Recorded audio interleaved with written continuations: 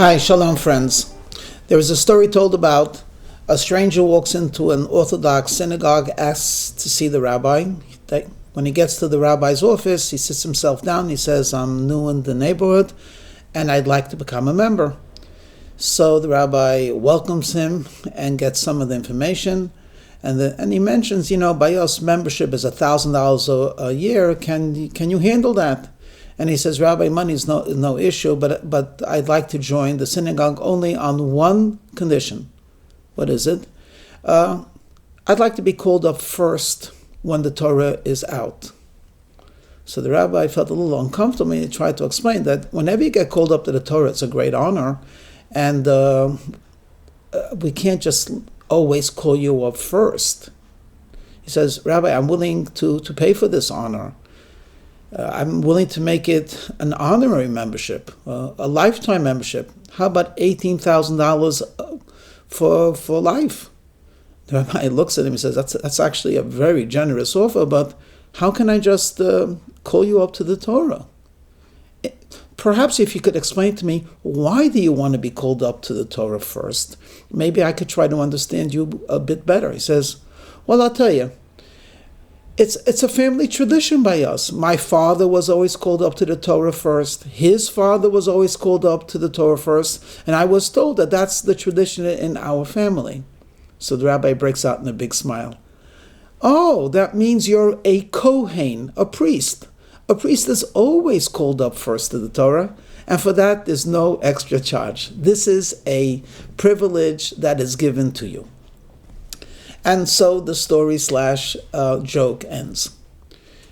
I offer this because just very recently, the Supreme Court came out with a decision, which of course, in my opinion and in the Torah's opinion, is an incorrect opinion.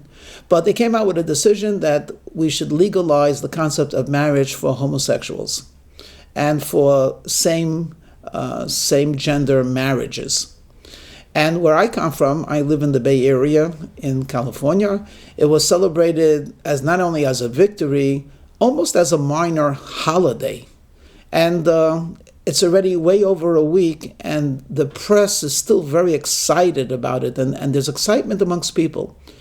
And I'm thinking to myself, what exactly are they / we celebrating? Because essentially, they're like the story I just said. They have all the privileges. I mean, if it could be we're looking for respectability, but that seems to be a given today. It's becoming more and more respectable, at least in the italics. It's certainly not to avoid discrimination. It's against the law to discriminate on the basis of a person's sexuality. Even the perception of people are changing, and this, unfortunately, is being true because there's an indoctrination today. Even if you go to some first graders or preschool where they show beginning reading, they'll show a picture of Samantha has 2 mommies and Bobby has 2 daddies.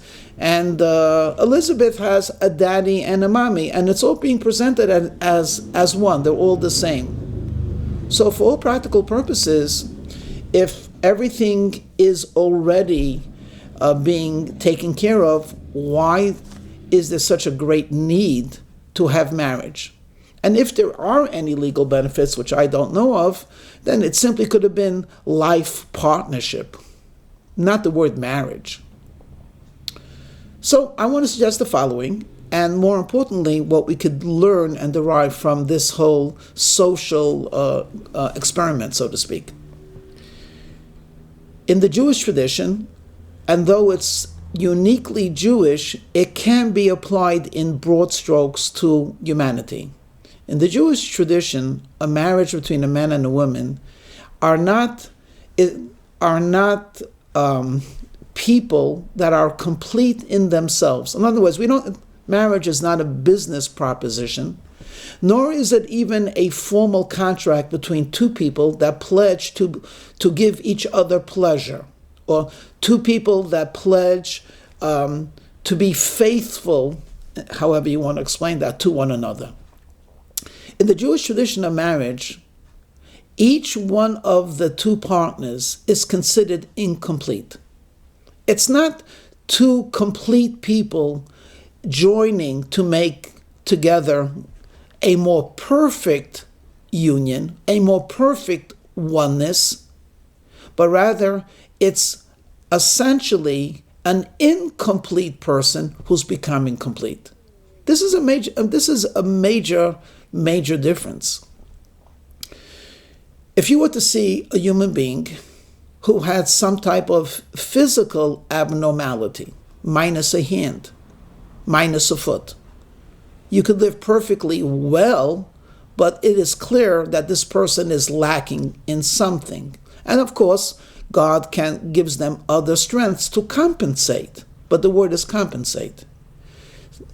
In the human species, 2 hands, 10 fingers, 2 feet, 10 fingers, a heart, 2 kidneys, 2 lungs, these are all considered part of a person. Minus any one of this, you're incomplete, and it has ramifications. You could get around it sometimes, but you are still incomplete.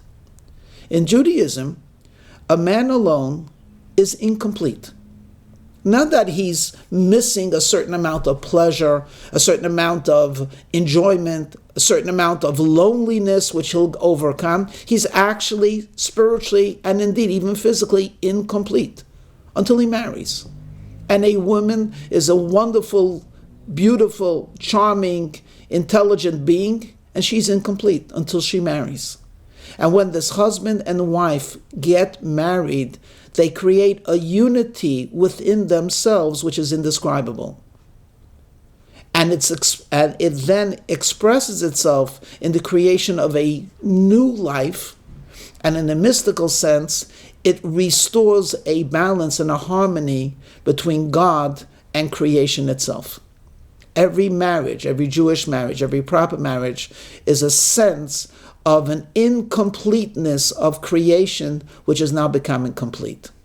This, the Supreme Court cannot legislate. This people cannot feel. This is something which is a divine reality which is given. So I'm not sure I understand the celebration. I'm not sure what certain groups of communities have gained from this ruling, but I know that what marriage means from a Jewish perspective, nothing has been gained, nothing has been changed. The reality is that a wholesomeness and indeed a holiness and a rectification and a fixing between incomplete to complete can never take place between a man and a man, nor a woman with a woman. So why am I mentioning this to you? We certainly will follow the laws of the land in terms of hiring, etc. So what is it that I'm trying to convey to you? And it seems to me that this is a reminder and an encouragement for people that do have a better understanding of the spiritual aspects of marriage. We can get married. Why are we delaying marriage today for a longer and later period of time? If you would be incomplete and someone were to offer you to become complete, to become more wholesome physically, we would jump at this opportunity. Should we not feel the same spiritually to become more complete and more wholesome when we get married? When a Jewish man and a Jewish woman unite, according to Jewish law, they are both growing. They are both becoming literally more complete. All of the dividends of pleasure, excitement, companionship, and love are precisely dividends. What fundamentally has taken place is a oneness and a completeness.